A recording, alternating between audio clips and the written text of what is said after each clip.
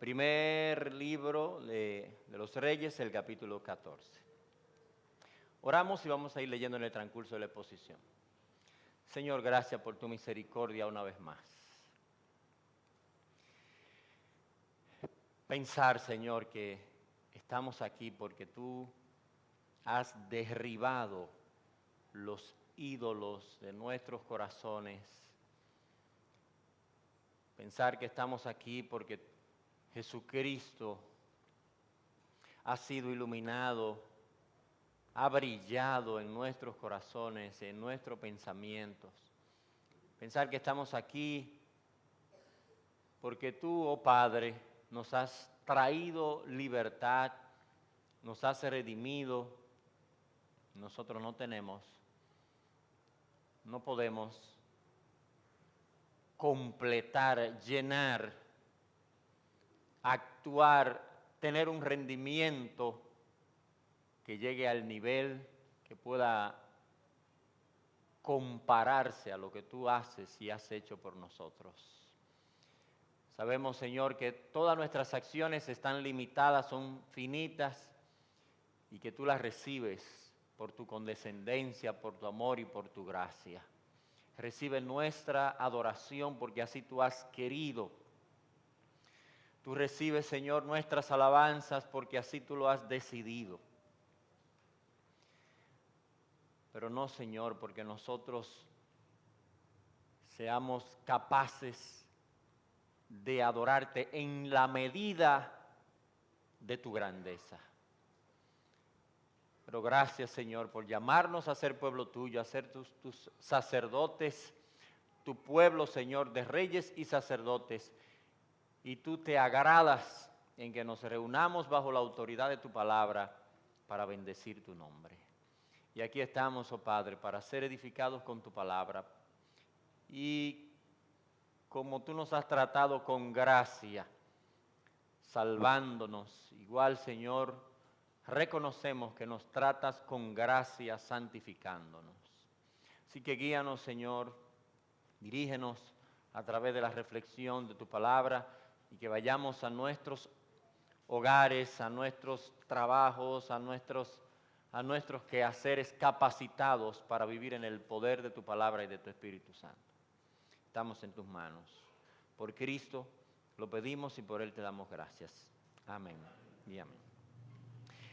Los últimos dos versículos que vamos a estar viendo, que son el versículo número 19 y el versículo número 20, dicen de la siguiente manera, son la fórmula de resumen que va a usar el escritor a los reyes, o el escritor de Reyes en el transcurso de su libro. Esta fórmula donde él presenta al rey que está tratando, dice el versículo número 19 del capítulo 14, los demás hechos de Jeroboam, las guerras que hizo y cómo reinó, todo está escrito en el libro de la historia, de las historias de los reyes de Israel. Dicho sea de paso, esos libros no son necesariamente este libro, otros registros. Y dice el versículo número 20, el tiempo que reinó Jeroboam fue de 22 años y también, y habiendo dormido con sus padres, reinó en su lugar Nadab, su hijo. Este resumen de la vida de Jeroboam nos dice que reinó 22 años en Israel, en el norte. Y llama la atención que de estos 22 años de su reinado, el escritor, el texto bíblico, dedica solamente 3 capítulos para hablarnos de Jeroboam, del reinado de Jeroboam. Y esto es muy pocos datos, decisiones muy puntuales de la vida de Jeroboam.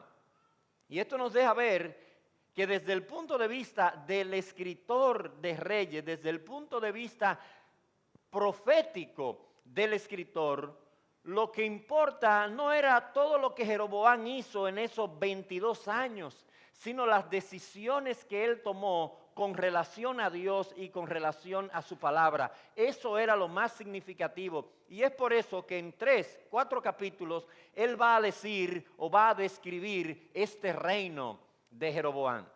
El libro de la historia de los reyes de Israel, como dice allá el versículo número 19, probablemente tenía todos los datos del reino de Jeroboam, los 22 años. Imagínense lo que el volumen que pudieron haber tenido esos libros, el primer rey del norte, la primera dinastía del norte. Ahí estaban sus relaciones internacionales, sus logros económicos, cómo logró la independencia del reino del sur y de la tiranía de Salomón. Todo un héroe. Presentado en probablemente en esas crónicas de los reyes de Israel, que como decía ahorita, no es este libro específicamente, aunque el autor de este libro probablemente conocía parte de eso que se había escrito. Es muy probable que en esos libros fuese un volumen grandísimo. Si tuviésemos esos libros, quizás llegarían 1000 y tantas páginas, los 22 años de reinado de Jeroboam. Pero aquí en el texto bíblico, aquí el escritor bíblico solamente nos deja ver las decisiones cruciales que Jeroboam tomó con relación a Dios y con relación a la palabra de Dios. Para el escritor bíblico, la vida de Jeroboam tiene 4 actos. Primero, cuando el profeta Ahías le habla en el capítulo número 11 y le dice: tú serás rey en Israel, sigue la palabra de Dios y Dios te va a bendecir. El segundo acto es cuando Jeroboam comienza una rebelión contra Dios, hace los becerros de oro, pone uno en Dan y uno en Betel y dirige toda una apostasía dentro de la nación del norte que jamás la nación se pudo recuperar, ni con profetas como Elías, ni con profetas como Eliseo, no se pudo recuperar del camino de Jeroboam. El tercer acto es lo que nosotros vimos en el capítulo número 13. Dios confrontando a Jeroboam a través de su palabra, con su palabra, a través de su profeta, para hacerle regresar no solamente a Jeroboam, sino también a todo el norte, para que volvieran a Dios desde el mismo inicio del establecimiento del reino del norte. Y este acto final del capítulo número 14, donde el juicio de la palabra de Dios cae sobre Jeroboam. Las decisiones que Jeroboam tomó con relación a Dios y su palabra, eso determinó el destino de su vida. No fueron los logros militares, no fueron los logros académicos, no fueron los logros internacionales. No, para el profeta lo que importa es cuáles son las decisiones que tú tomas con relación a la palabra de Dios, con relación a Dios. Eso es lo que va a determinar tu éxito o tu fracaso. Es así, hermanos, la cosa tanto para ti, para mí, para Jeroboam, para todo el mundo.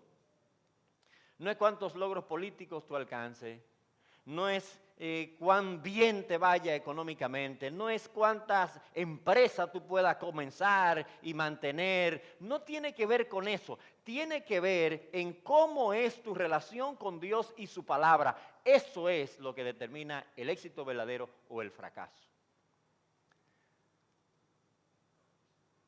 Al final, hermanos, de nuestras vidas, todo habrá acontecido como la palabra de Dios dice. Cuando usted llegue al final de sus días, cuando la gente suya estén haciéndole la lápida y escribiendo ahí, fulano de tal, 1900 tanto, o 2000 tanto ya aquí algunos, hasta 2000 tanto, 2000 y tanto. ¿Sabe lo que eso va a resumir? No que la cosa pasó como usted la planificó, no porque las cosas pasaron como su éxito económico, no que las cosas pasaron como lo establecieron los políticos, no que las cosas pasaron por lo estratégico que fue su vida. No, pueden escribirle ahí y todo pasó como dijo la palabra de Dios. Ahora, si usted fue obediente a la palabra de Dios, si usted se aferró a la palabra de Dios, las cosas pasan como dice la palabra de Dios para aquellos que son obedientes a la palabra de Dios. Ahora, si usted es rebelde, si usted vivió en rebeldía contra la palabra de Dios, las cosas van a pasar, ¿sabe cómo? Para usted, como la vida de aquellos que son rebeldes a la palabra de Dios. Y se lo pueden poner en la lápida. Se lo pueden poner ahí. Su vida pasó conforme a lo que Dios dice en su palabra para los que obedecen o desobedecen. Si alguno de ustedes le pidiera aquí a alguien o me pidiera a mí, mira, yo quiero que tú escribas lo que yo hago en un día completo. Todo lo que yo hago en un día completo. Desde que me levanto hasta el final allá cuando me acuesto. Y ahí va a andar ese personaje detrás de usted ahí, escribiendo. 5 de la mañana despertó. 5:25 se cepilló. Y él ahí detrás de usted no se bañó, siguió. De segurito que en un día,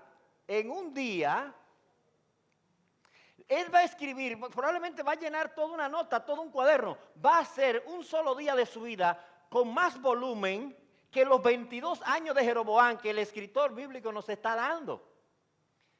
O quizá para algunos también sea bastante fácil, que quizá nada más con 2 líneas de él, y se levantó, comió, volvió y se acostó, no se levantó más. Pero otros que tienen vidas bien ocupadas, vamos a tener que llenar todo un cuaderno, mucho más que los 22 años de Jeroboam.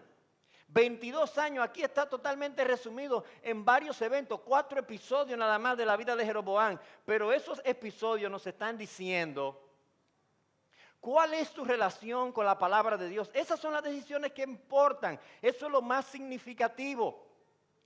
Dios había hablado a Jeroboam, mire, en el capítulo número 11, este es un texto importante que debemos recordar, en el capítulo número 11, versículo número 37, a través del profeta Ahías, dice el texto en el versículo número 37, yo pues te tomaré a ti y tú reinarás en todas las cosas que deseare tu alma y serás rey sobre Israel.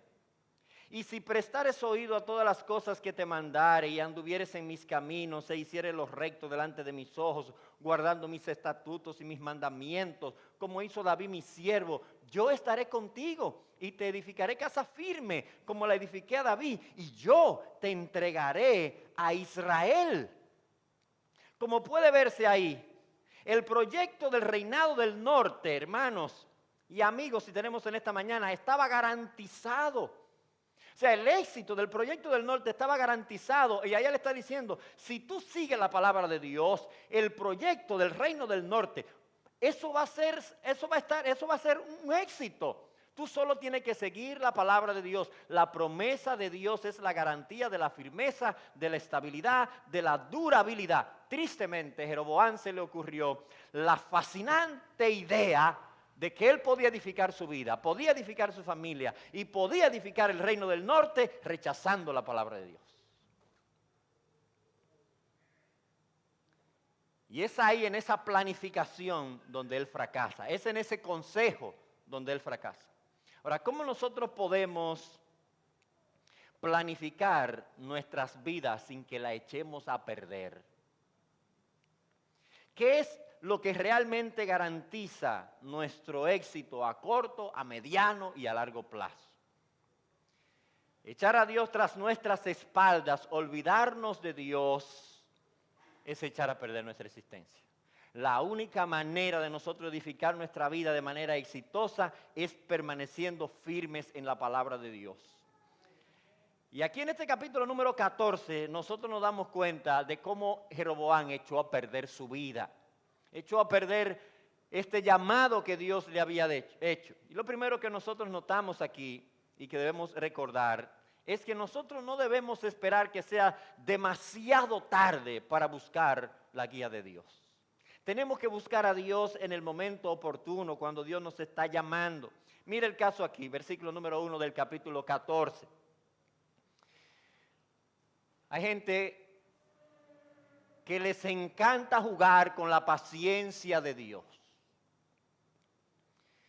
con los límites de la paciencia de Dios, porque creemos que los límites de la paciencia de Dios lo establecemos nosotros. Los límites de la paciencia de Dios lo establece Dios. Por su soberanía, por su manera de conformarse a Él mismo. Es Él que lo establece, no nosotros. Ahora mire aquí en el caso de Jeroboam, dice el texto, vamos a leer hasta el versículo número 5. En aquel tiempo, Abías, hijo de Jeroboam, cayó enfermo. Y dijo Jeroboam a su mujer: levántate ahora y disfrázate para que no te conozcan que eres la mujer de Jeroboam. Y ve a Silo, porque allá está el profeta Ahías, que hace 22 años que él lo vio por última vez. El que me dijo que yo había de ser rey sobre este pueblo. Y toma en tu mano 10 panes y tortas y una vasija de miel, y ve a él para que te declare lo que ha de ser de este niño. Y la mujer de Jeroboam lo hizo así, y se levantó y fue a Silo, y vino a casa de Ahías, y ya no podía ver a Ahías porque sus ojos se habían oscurecido a causa de su vejez. Mas Jehová había dicho a Ahías: he aquí que la mujer de Jeroboam vendrá a consultarte por su hijo que está enfermo. Así y así le responderás, pues cuando ella viniere, vendrá disfrazada. ¿Qué vemos aquí, hermanos? Vemos la búsqueda de Dios en medio de una crisis. Eso es algo que nosotros conocemos no solamente de Jeroboam. Jeroboam se había olvidado de Dios. Dios y su palabra eran un cero a la izquierda para Jeroboam. Todo iba bien según él lo veía, edificando su reino sin Dios, edificando su reino sin la palabra de Dios. No importa lo que Dios decía en su palabra, no importa la adoración verdadera, no importa buscar a Dios, no importa lo que dijeran los profetas verdaderos acerca de la adoración a Dios, todo estaba bien en su vida. Todo estaba bien sin Dios, pero ¿hasta cuándo? ¿Hasta cuándo le duró esta actitud a Jeroboam? ¿Saben hasta cuándo? Hasta que llegó al callejón sin salida de la vida sin Dios, a la que siempre la vida sin Dios lleva a las personas. Un callejón sin salida. Aquí pasó, hermano, lo que le pasa a todo el mundo. Buscamos a Dios cuando ya los otros altares no sirven para nada. De nada le servían los becerros, de nada le servían los sacerdotes falsos, todos los profetas que él había comprado, de nada le servían. Tiene una crisis ya en la que todos los caminos están cerrados. Hermanos, la vida es demasiado dura para uno vivirla con sustitutos de Dios. No cabe nada en el lugar de Dios. Y Jeroboam había vivido con sustitutos de Dios. Y aquí tiene un lío ahora en el que él quiere buscar a Dios, la guía de Dios. Hay muchísimas circunstancias en las que nosotros queremos, en las que descubrimos que el dinero no nos va a solucionar un problema que tenemos. Que esos amigos que usted cree que son influyentes no le van a sacar del lío en que usted se ha metido. Que los placeres en los que usted ha gastado su dinero, su vida, su fuerza, no le van a sacar del lío en que usted se ha metido. ¿Cuál es el momento en que Jeroboam entiende que debe buscar la guía de Dios? La primera oración del capítulo número 14 nos dice que en aquel tiempo Ahías, hijo de Jeroboam, cayó enfermo. Ese es el momento, es aquí en esta crisis donde Jeroboam dice: oh, pero Ahías, el profeta de Jehová que me dijo, ese sí sabe. Ese sí conoce. En este mundo, hermanos, nadie puede escapar del dolor. Nadie. Ni hombres temerosos de Dios, ni mujeres temerosas de Dios. Los hombres no temerosos de Dios menos. Ni las mujeres no temerosas de Dios. Y quizás este mundo, definido desde un punto de vista muy pesimista, no es más que una sucesión de tragedias. Una tragedia llega, usted se alivia y después llega la otra. Y no podemos vivir en este mundo sin Dios. Dios puede usar esas cosas, claro, de manera provechosa. Dios puede intervenir, pero no siempre es así. Nos olvidamos de Dios hasta que el timbre del dolor nos recuerda algo de Dios. Y lo que hemos criado aquí podemos identificarnos con Jeroboam un poquito, lo que hemos tenido niños pequeñitos. ¿verdad? Imagínense, lo que hemos aquí está, yo que tuve la oportunidad de tener 3 chiquitos los 3. Una vez nos lo internaron a los 3, los 3, pim, pim, hubo que meter una cama. Los 3 internos. Ahora imagínense aquí, en el caso de Jeroboam, y él manda a la mamá del niño, ¿verdad? También esta mujer, aunque ella no habla en la narrativa, pero imagínense la preocupación. Uno está ahí, ¿verdad? Un niño que se mueve mucho y que después está quieto. No está buena la cosa. Que no quiere jugar y que después no quiere comer y que después tiene un chin de temperatura y que se va deshidratando y los ojos se le van detrás del pecueso, como decía la abuela mía. Y entonces la mamá comienza a decir, no, yo no veo a ese muchachito bien, y el papá, que siempre andan tratando de minimizar la cosa, no, eso es fiebre de pollo, tú verás ese muchacho. Pero después ya el muchachito está casi convulsionando, esto es serio, a correr para la clínica, para el hospital, para donde sea. A diferencia de nosotros, Jeroboam no tenía clínica, ni hospital. Y el niño está prácticamente muriéndose. Y es ahí donde él dice, pero ahí a Dios, el profeta, es ahí que se acuerda de allá, 22 años después. ¿Por qué? Porque él había sacado a Dios de su vida. Y así somos. No queremos a Dios para el cada día, pero queremos a Dios para la crisis. Él había sacado a Dios para cómo dirigía el reino. Él había sacado a Dios para cómo dirigía su vida personal. Él había sacado a Dios para cómo dirigía su vida en su vida familiar. Él había sacado a Dios, lo había desterrado del norte, pero ahora lo necesita. Había sacado a Dios de su día a día. Había sacado a Dios de la manera en cómo él hablaba.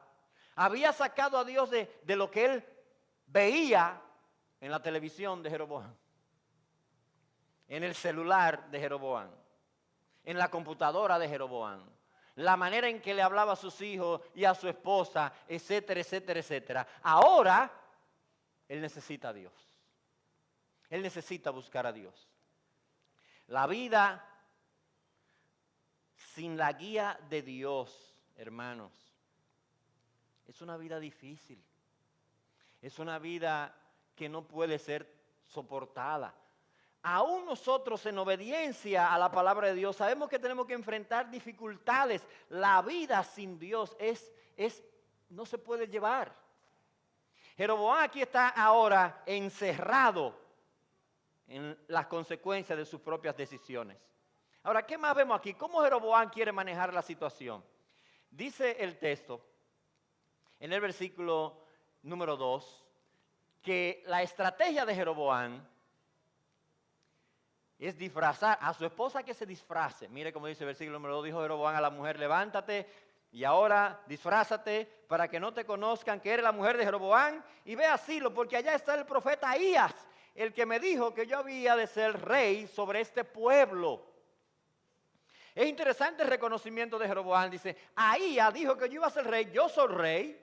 O sea, él está reconociendo que verdaderamente este es un hombre de Dios, es un profeta de Jehová.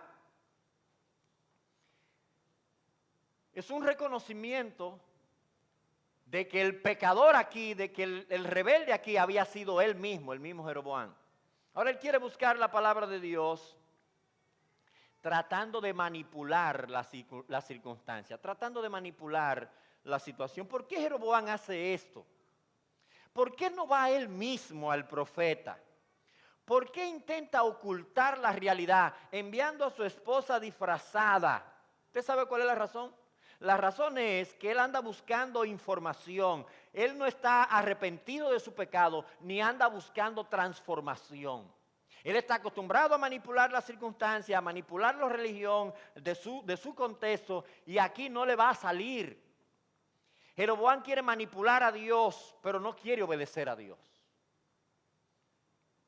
Quiere que el profeta Ahías le dé una información, porque probablemente Abías era el heredero al trono, el que seguía, el mayor, y están preocupados por ese niño porque es la sucesión que está en juego. Entonces ellos quieren esa información. Él no anda buscando arrepentimiento, él no anda presentándose él mismo delante del profeta, no, él está actuando con irresponsabilidad. Ahora, ¿por qué? La razón es que el corazón de Jeroboam, a pesar de esa crisis, está endurecido. Él no está buscando a Dios con un corazón sincero para entregarse en arrepentimiento. Él está usando este disfraz de su esposa para cubrir la misma dureza de su corazón. Él sabe que si él hubiese ido donde Ahías, le dice, ¿y quién es? Soy yo, Jeroboam, ahí. Ah, sí, yo te estaba esperando hace 22 años. Entra, siéntate ahí. Siéntate ahí. Ese es el último hombre que yo quiero ver en la bolita del mundo. Porque él sabía que lo iba a confrontar con la palabra de Dios. Tú te acuerdas, Jeroboam, lo que yo te dije, ¿verdad? Y tú te apartaste de Dios. Y él le iba a mandar los misiles ahí mismo a Jeroboam. Pero Jeroboam lo que lo está persiguiendo es una conciencia que sabe que ha fracasado, pero que no quiere enfrentar su pecado, que no se atreve. Usted es el rey, usted que tiene que ir ahí, por usted que la situación está como está, vaya usted mismo a confrontar esta situación. ¿Cómo es que buscamos a Dios cuando hay arrepentimiento verdadero? ¿Cómo es que realmente buscamos a Dios? ¿Y cuál era la manera en la que él tenía que buscar a Dios? Jeroboam debía de ir él mismo donde el profeta a decirle, yo he fracasado. Yo no he seguido lo que Jehová me dijo a través de ti. Y yo estoy aquí arrepentido. Mi hijo se está muriendo. Yo me arrepiento de mi pecado. A Dios que haga como Él quiera. Yo estoy aquí en arrepentimiento sincero. Eso era lo que él tenía que hacer. Esto era seguir el ejemplo de David. Porque el ejemplo de David no era simplemente que él buscó a Dios, sino también que cuando cometía pecado se arrepentía para buscar a Dios. No. Hay que tratar de manipular la situación. Disfrázate, hazte de cuenta que tú eres como una paisana, llévate una funda de pan y un chin de miel y llévasela al profeta. El arrepentimiento verdadero, la búsqueda verdadera de la palabra de Dios, es despojarnos de todas nuestras máscaras y decirle a Dios, Señor, aquí estoy. Me presento delante de ti como lo que soy. Yo he pecado, yo lo que necesito es tu gracia y tu misericordia. Si usted es calvo, si es calva, de nada le sirve la peluca delante de Dios. No importa el color que sea ni el tamaño que sea del cabello. Es peluca, es peluca. Ahora, para los que usan peluca, use peluca. Pero cuando usted vaya delante de Dios, sepa que Dios sabe que es peluca. No intente engañar a Dios. Y vemos aquí también una verdad fundamental, o sea, Dios no puede ser burlado. Para Jeroboam su plan era perfecto. Está acostumbrado a obtener las cosas así por medio de la manipulación, ha manipulado la adoración, ha manipulado el pueblo, es un político y pico. Ha apartado al pueblo de la adoración verdadera manipulando. El gran error siempre de los políticos que creen que son omnipotentes, como si fueran la gran cosa, como los hombres de poder. Y aquí está en una situación de estrechez porque la ira de Dios está persiguiéndolo. Dios había hablado con el profeta, él creía que su plan era perfecto, pero Dios había hablado con el profeta y le dice, la mujer de Jeroboam va a venir. Jeroboam el pobre estaba tan desactualizado que no sabía que el profeta se había quedado ciego. O sea, que toda esa fanfarria había que evitarla. El profeta se había quedado ciego con el paso del tiempo. Y Dios le dice al profeta, la mujer de Jeroboam va a venir para que tú lo sepas. Ok. Y dice el versículo número 6. Dice el versículo número 6. Y cuando Ahías oyó el sonido de sus pies, yo no sé si tenía taco. Cap, cap, cap, cap, cap. Al entrar ella por la puerta le dijo, entra Josefita que yo sé que eres tú. Entra. entra, mujer de Jeroboam, ¿por qué te finges otra? He aquí, yo soy enviado a ti con revelación dura. No es que eres tú, no es que Jeroboam te envía a mí, no, es que Jehová me envía a ustedes. Es así, el profeta no se había movido de ahí, pero Dios me envió. Viene la revelación, el mensaje de la palabra de Dios, dice, es revelación dura. Qué ingenuo Jeroboam. Reconoce que el profeta de Dios le había anunciado el futuro a él y él intenta engañarlo. Él reconoce que este hombre de Dios tenía la capacidad para decirle qué iba a suceder con su niño. Él dice, ve allá porque ese sí sabe qué es lo que va a pasar con el niño. Y aún así él cree que con la peluquita, el maquillajito y el disfraz y el vestidito de alguna sirvienta que le quitó la doña, con eso podían engañar al profeta. Que eso iba a servir para burlar a Dios. Algo que nos deja ver lo profundo, ¿verdad?, del olvido de Jeroboam de Dios. Y aquí tenemos a un hombre que ha planificado su vida sin Dios. Ahora quiere buscar a Dios, pero sin ser sincero. Sin ir con un corazón abierto en arrepentimiento. No, tratando de manipular siempre. Tratando de sacar provecho de la situación porque lo que quiere es una información nada más. ¿Qué va a pasar con ese niño? Eso es lo que él quiere saber. O él pensaba también que fuese una decisión favorable. Recuérdense que Ahías es cuando Jeroboam extiende el brazo, él ora y lo sana. Quizá lo que él anda buscando es que la señora ya le diga, o que ore por el hijo mío, profeta. Engáñalo para que ore por el muchacho y el muchacho se sane. Es eso lo que ellos andan buscando, un beneficio de Dios en medio de esta crisis. No arrepentimiento, no conversión, no buscar a Dios con sinceridad, sino a Dios es bueno tenerlo pero no usarlo. Es como esa visión de que esto es un seguro contra incendios, por si acaso se prende, pero ojalá no se prenda nunca. O sea, hay que tener a Dios por ahí en una esquinita para situaciones como esta precisamente. Pero la vida diaria, vívala sin Dios. Esa era la visión que ellos tenían.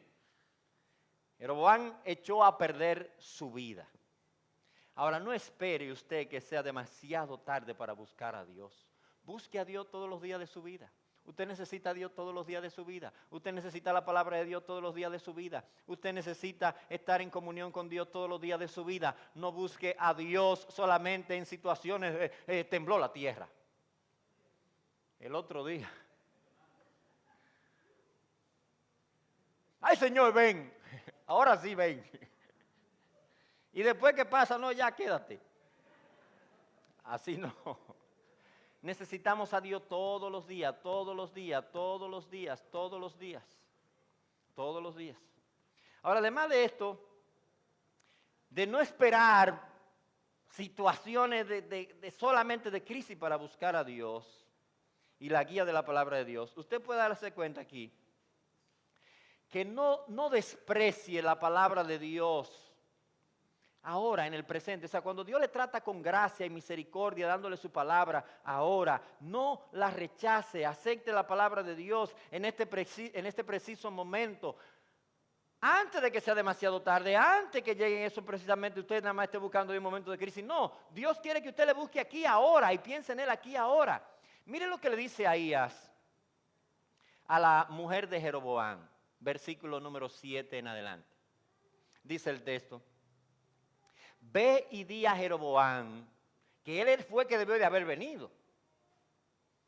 Pero Jeroboam no quería ver sacar a ese viejo. Dice, ve y di a Jeroboam, así dijo Jehová, Dios de Israel. Y aquí comienza la narrativa, un yo, o sea, Dios diciéndole yo hice, y luego Dios le va a decir, y tú hiciste.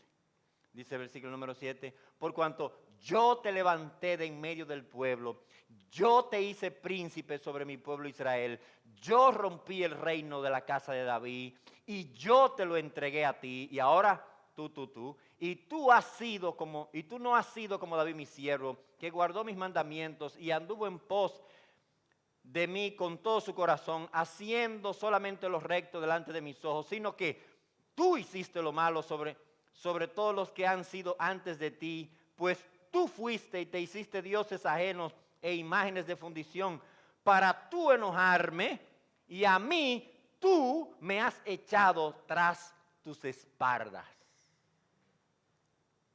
Tú me has echado tras tus espaldas. Usted ve, yo he puesto a Dios tras mis espaldas. Dios era insignificante. Eso es lo que Dios ha sido insignificante para tu vida. En resumen, Jeroboam no respondió a Dios en conformidad al trato misericordioso que Dios le había dado.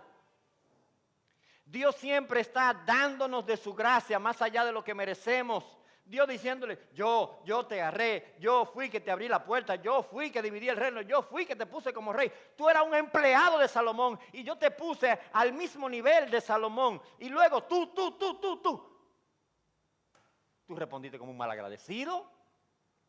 Yo tratándote con gracia continuamente. Y tú, provocando mi ira y alejándote continuamente de mí. Dios le dice, tú me has rechazado, me has puesto tras tus espaldas. Ahora Dios también aquí le dice, a través del profeta, y nos dice también a nosotros, que no pasemos por alto, que todo lo que usted construya en este mundo, olvidado de Dios y olvidado de la palabra de Dios, todo se echará a perder. Jeroboam estaba edificando su vida, Jeroboam estaba edificando su familia, Jeroboam estaba edificando un reino sin la palabra de Dios. Todo se echó a perder. Mire cómo se lo dice ahora el profeta en el versículo número 10 en adelante. Dice el texto, por tanto, he aquí que yo traigo mal sobre la casa de Jeroboam, y destruiré de Jeroboam todo varón, así el siervo como el libre en Israel, y barreré la posteridad de la casa de Jeroboam como se barre el estiércol hasta que sea acabada. Y la Reina Valera tiene una traducción bonita, estiércol. Piense usted lo que usted quiera. Es así que lo voy a barrer, dice Dios. Es a sanearlo, que voy ahí, voy a quitarlo. Y dice el texto, y el que muera de los de Jeroboam en la ciudad, lo comerán los perros. Y el que muere en el campo, lo comerán las aves del cielo, porque Jehová lo ha dicho. Es así en la lápida. Cuando Jehová habló y pasó como Jehová dijo. Y tú levántate y vete a tu casa. Y al poner tu pie, o sea, esta doña cada vez que caminaba, le ponía los pies, ya, algo pasaba. Y al poner los pies en la ciudad, morirá el niño. Y todo Israel lo endechará y lo enterrarán, porque de los de Jeroboam, solo él será sepultado, por cuanto se ha hallado en él alguna cosa buena delante de Jehová, Dios de Israel, en la casa de Jeroboam. O sea, que lo entierren es una bendición. Eso es lo que Dios le está diciendo. Le voy a dar el privilegio de que a ese que se llama Abías, que dicho sea de paso significa Jehová es mi padre, ese lo van a enterrar y eso es una bendición de mi parte para él. Porque ese muchachito como que está pensando no ser como su papá, pero se va como quiera. Y dice el texto, y Jehová levantará, versículo 14, para sí un rey sobre Israel, el cual destruirá la casa de Jeroboam en este día, y lo hará ahora mismo. Jehová sacudirá a Israel al modo que la caña se agita en las aguas, y él arrancará a Israel de esta buena tierra que había dado a sus padres, y los esparcirá más allá del Éufrates, por cuanto han hecho sus imágenes de acera, enojando a Jehová. Y él entregará a Israel por los pecados de Jeroboam, el cual pecó y ha hecho pecar a Israel. Todo lo que había edificado, su vida, va a desaparecer. Su familia va a desaparecer. Esta nación, dice Dios, también se va. Todo lo que él haya edificado sin mi palabra va a caer. Todo lo que intentemos edificar sin la palabra de Dios, hermano, no se puede sostener. Lo único que da estabilidad es la palabra de Dios. Lo único que da continuidad es la palabra de Dios. Dios le dice, Jeroboam, su vida como individuo, se va. Su familia que él edificó sin mi palabra, se va también. Y la nación también. Nada de lo que edificó va a quedar.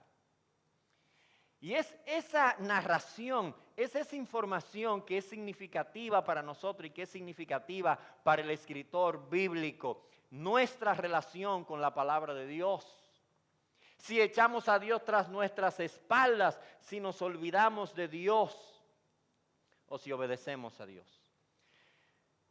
Y vemos finalmente ahí, hermanos, que la palabra de Dios siempre se cumple. Es lo que vemos en el capítulo 11, en el capítulo 12, en el capítulo 13, en el capítulo 14 también. Dice el versículo número 17. Y imagínense lo duro que fue para esta mujer quizá escuchar eso. Ella era la mamá del niño. Ella era la madre. Dice el versículo 17, entonces la mujer de Jeroboam se levantó y se marchó y vino a Tirsa, que era donde estaba la capital del reino del norte para ese momento. Luego será cambiada a Samaria por Omri. Y dice el texto, y entrando ella por el umbral de la casa, el niño murió. Ahora, para el narrador bíblico no fue que simplemente el niño colapsó y ya se murió y fue que se murió y punto. No, mire el versículo número 18. Y lo enterraron y lo endechó todo Israel y aquí viene.